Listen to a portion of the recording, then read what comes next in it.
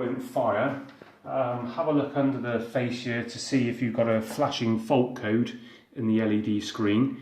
If you've got an EA fault code, it will probably be that the water pressure in the boiler is down towards 0. So to repressurize the boiler, if you lift out the panel from underneath the boiler, it just clips out, and there's a small key on the panel. If you just take the key out, that then will slot in. If you follow the arrow up into this position here, there's an unlocked key. You push it all the way up in and turn and lock, and you'll find then that the key won't pull down. If you then put your finger and thumb onto the tap and open up the front fascia, you need to be turning the key anti-clockwise to let water into the system. Just do it very slowly, and you'll see that the pressure gauge will start to raise up.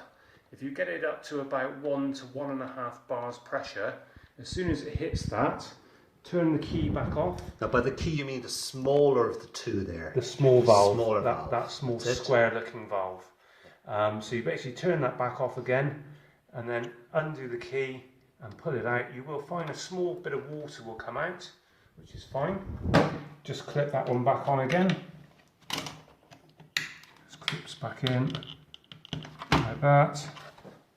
And then there's two little lugs there and there on the panel, and they slide into this metal section.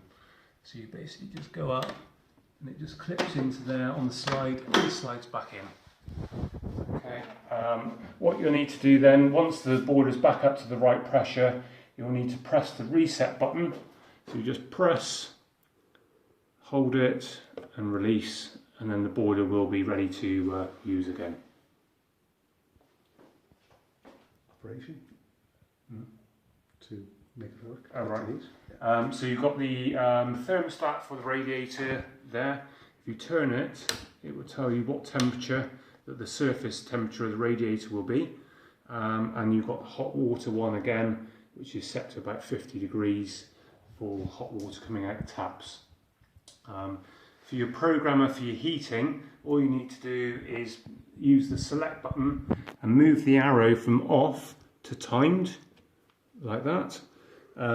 If you read through the brochure for the time switch, it'll tell you how to reset the times in the programmer if you need to reset them. If you don't want the heating on at all, just use the select button to move the arrow all the way to off. And you've got a room thermostat in the lounge that you need to make sure is turned up. I'll show you in a minute.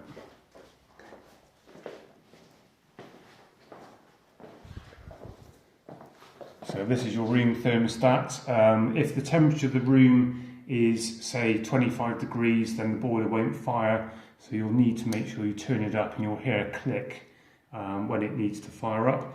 And if you turn it back down again, you'll hear a click, which basically the click tells you what temperature it is in the room. Normally about 20 to 25 degrees is a comfortable temperature. You mentioned that going in and out of work using the thermostat to keep it regulated in winter. Whether you want to do that or not, really. Yeah.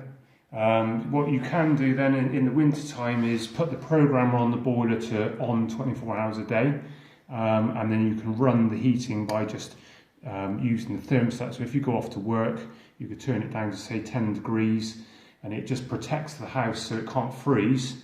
And then when you come in and you want some extra heat, just turn it up to the desired temperature.